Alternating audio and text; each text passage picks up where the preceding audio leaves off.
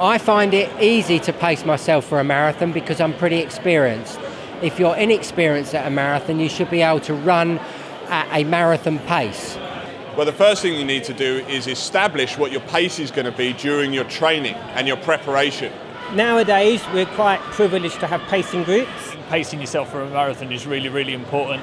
Understand what time you're looking at, and then probably add about 10% into those last few miles, because that's when it starts to really, really hurt. Actually, I write on my arm how I pace myself, so I literally have my own set goal times on my arm, and it's worked really well for me. But the other thing that I think you can do to pace yourself is, in many of the big marathons, there are boards that tell you can do 3:25 or whatever it is, and get in a group, ask around you that they're all seasoned runners or they're beginners, and find the group that is the right pace that you've been training at. Now, the normal thing that happens is people run a 5k PB in that first 3 miles, and then they slow right off. And the second half of the marathon becomes a really arduous process when pain may start kicking in, there'll be some form breakdown, and they're much slower. You should be setting yourself some kind of target times to be aiming for and working out what kind of pace you need to aim for, and then you should be practicing that in your training. I think it's just practice, practice, practice.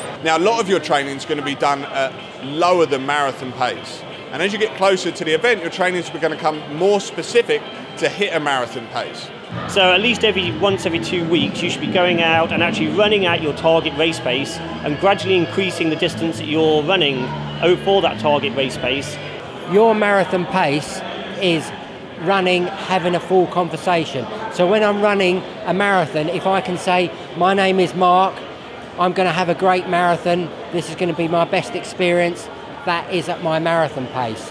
What you want to try and do is pace the first half so actually you can speed up into the second half, and the benefits of that are going to be, like I said, you're going to produce your fastest event with that, but also psychologically it's going to feel great because everyone else is running it wrongly. Modern day technology allows you to use your GPS units. Although if you're not into the modern technology, I would try and actually go and run on the track to feel what it feels like to run at a set pace. You may be pleasantly surprised. And as you get older, we have a false sense of thinking we're running quicker than we really are.